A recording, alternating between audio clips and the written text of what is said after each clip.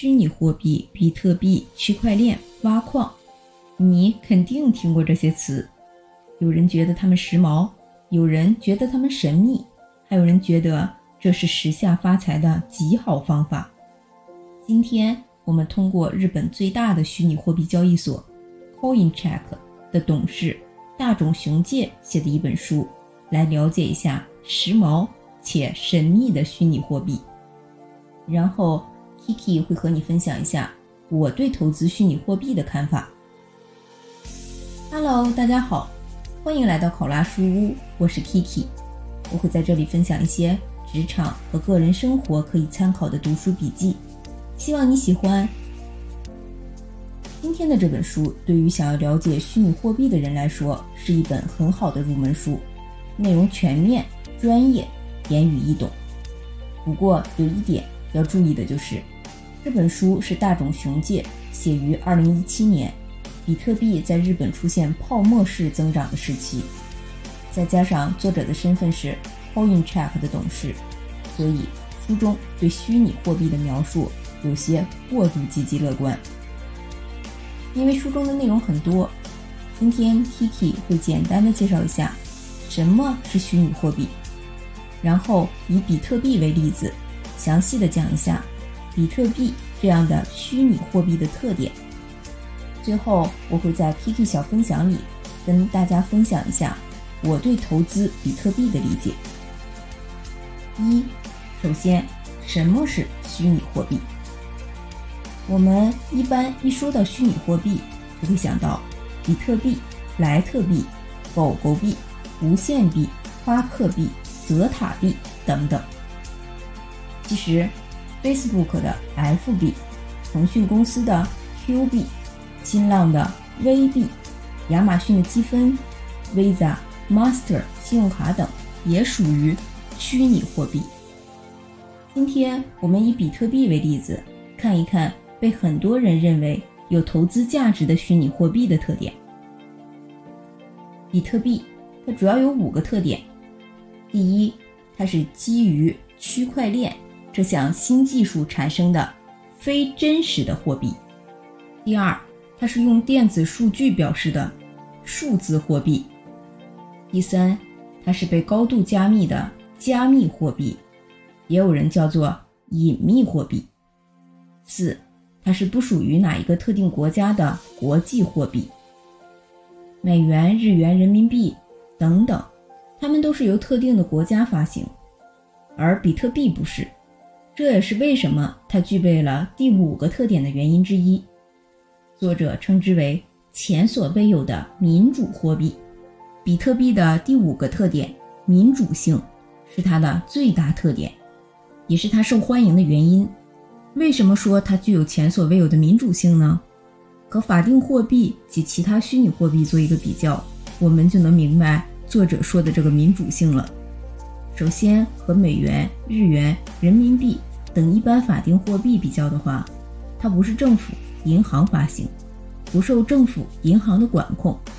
拿日元来说的话，日本政府可以根据通货膨胀、经济增长等因素，决定减发或增发日元的数量，这样也就等于控制了日元的价值。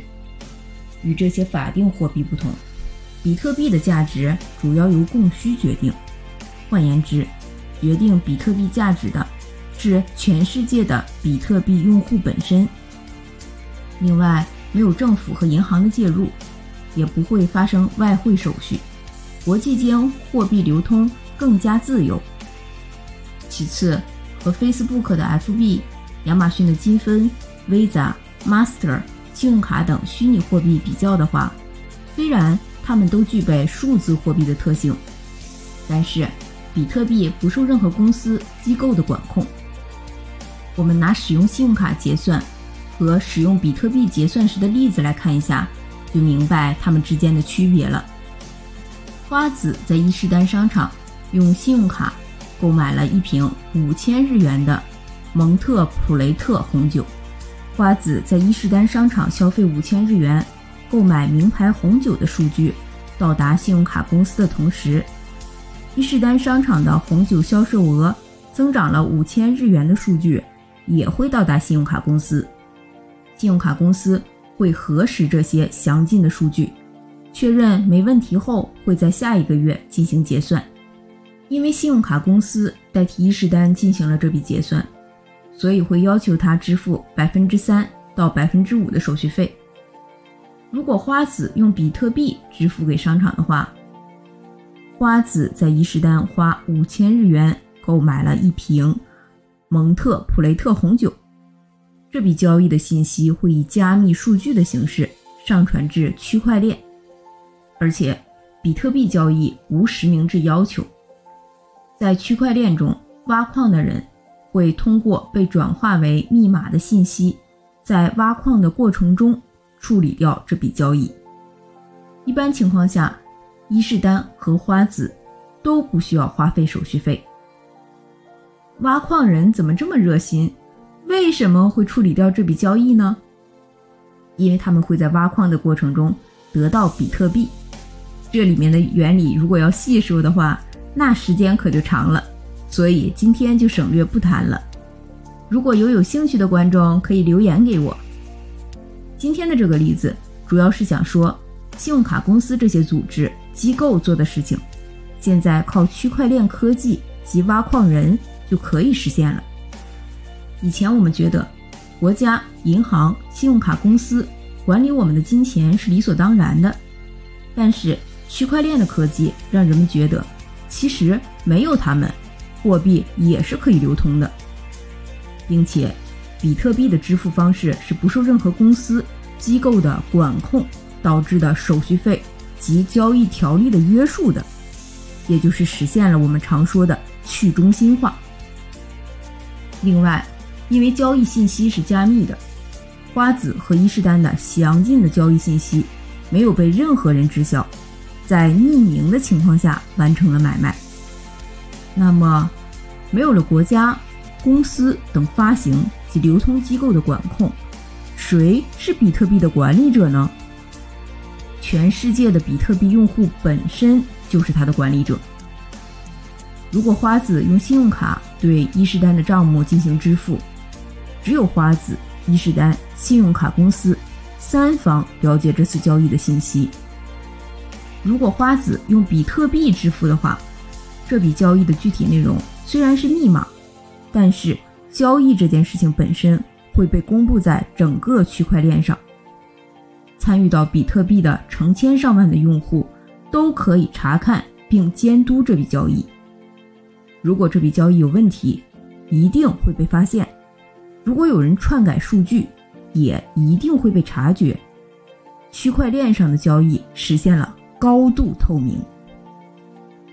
到这里，我想你应该明白了作者为什么说比特币具有前所未有的民主性了吧？不需要发行及流通机构的管控，通过区块链这个高科技，就可以高效率、低成本地实现货币的流通，并且它的价值不会受任何组织的干扰，主要由供需决定。另外，它还具有匿名性、透明性。听到这里，你可能会觉得比特币也太棒了吧？对，因为很多人都觉得有这些特点的比特币很棒，是资产价值的保证，所以以比特币为代表的莱特币、狗狗币这些虚拟货币才有了现在的繁荣景象。这么棒的比特币真的很完美吗？ Kiki 会把它当作重点投资的对象吗？我对虚拟货币投资的了解还不是很深入，但是现阶段我不会把它作为重点投资对象，主要有3个原因。第一，剧烈的价格波动。2017年比特币刚刚进入日本的时候，它的价格是1比特币等于10万日元，到了年末就涨至200万日元，1个月后的2018年初又跌到了120万日元。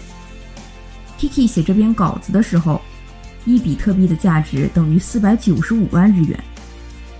对于善于风险投资的人来说，可能是一个赚钱的好机会。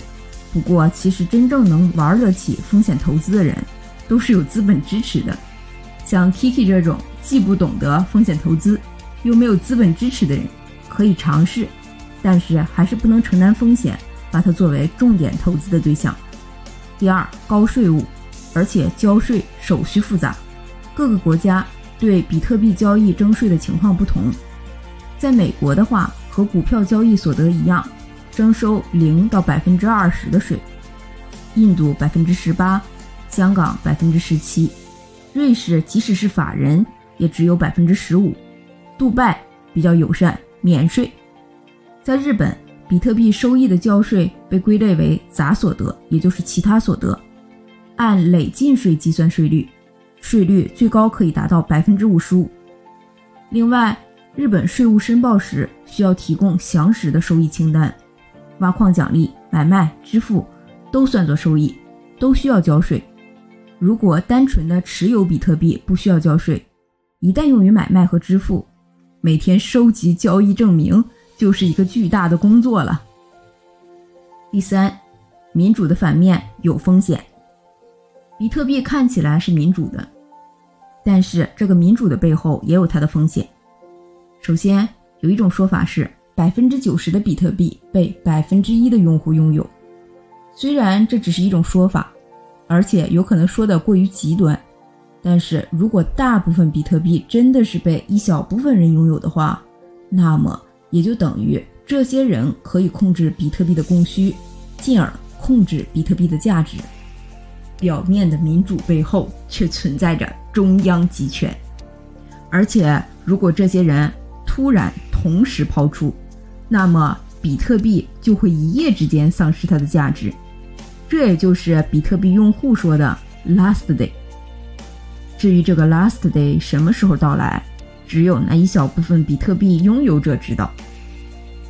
在此，比特币账户不像我们的银行账户、信用卡账户，丢失后还可以找回，因为匿名性和加密性，一旦丢失很难找回。像 Kiki 这种连坐电车的 Suica 账号都能弄丢的人，需要特别谨慎。最后，比特币交易平台如果被黑客侵入，也会造成资产丢失或资产贬值。2018年，日本最大的比特币交易平台 Coincheck 遭遇黑客，导致580亿日元的资产流出。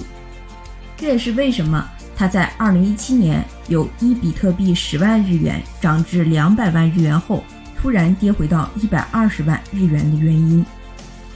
虽然 Kiki 不会把比特币作为重点投资对象，但是我却不排斥尝试，小额投入，赚了很好，赔了就当是为学习新鲜事物交学费了。Kiki 觉得我们应该积极的去了解新的事物。比特币无论是它的思考模式、管理模式、运营模式、投资模式，都有值得我们去了解的地方。这些东西不仅可以拓展我们投资的视野，也会让我们多一些对科技发展大趋势的理解。视频的最后要提醒大家一句，因为数字货币的繁荣，很多人都想参与其中大赚一笔。有些心怀叵测之人，利用一般人不懂虚拟货币又想发财的心理，开始了新的骗钱游戏杀猪盘。这些人在柬埔寨、缅甸等设立据点，以华人为目标，获得感情信任后，实施虚拟货币引诱的投资诈骗。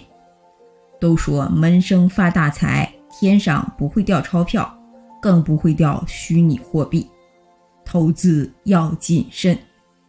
好了，今天的视频就到这里，谢谢你的观看。如果你喜欢我的影片，请点赞、订阅、留言、分享。